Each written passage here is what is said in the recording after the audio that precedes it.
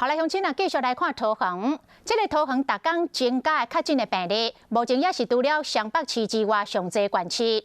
昨增加到27例本土确诊的个案，破单日的新冠。今仔日嘛，阁来增加23例。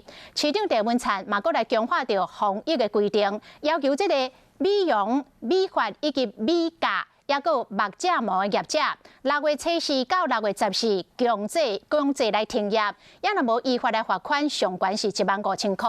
搁较侪这个疫情应变的措施，来看桃园市政府的记者会。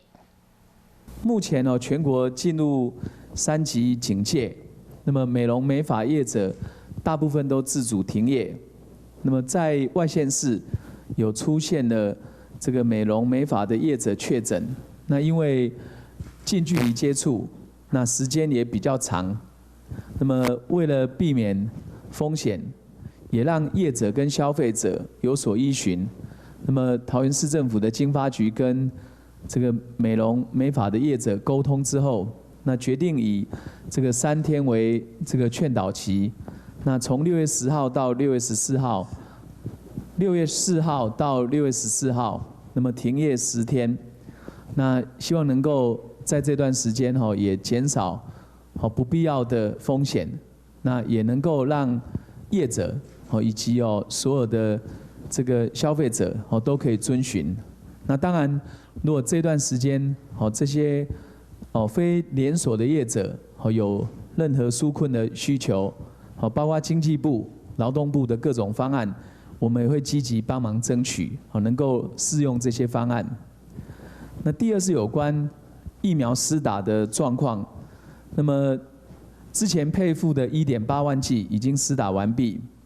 那5月31号，那么配付这个1.3万剂，那今天配付1.5万剂。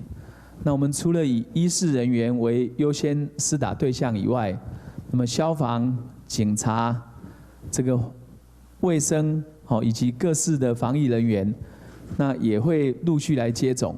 那不过 总体来看目前这个配付的数量，那么已经看起来略有不足。那我们会积极的跟中央反映。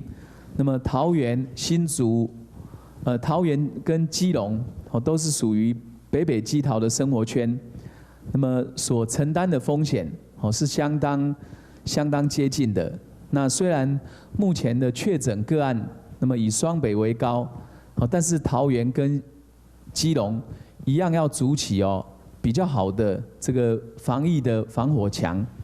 那因此我们在不只是在这个精准疫调追踪上，扩大采检、扩大隔离，希望能够让每一个确诊个案都能够这个得到控制。那另一方面，我们也希望说这个防疫人员得到更大的支持。那因此我们也会跟中央来反映。那么我看到 这个基隆市、桃园市配付的数量应该要提高一些，目前看起来是完全不够了。这里面我再重申，刚刚325例本土案例，这20天来不明感染源目前的统计是82，就是82例，就是占了25%。那这个里面，这个82例里面大概有1/3，20几例是属于这个双北有旅游史。那扣除这个的话，大概还是有大概17%是属于不明感染源。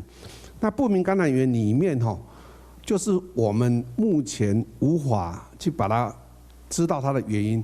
那也就是说，还有我们虽然挡了70几%的这个这确诊者，那我们把它围住。 但是还是社区里面还是有相当多、相当最高可以达，目前有82例是产生的。那这目前新的案例的来源都是原来的感染者的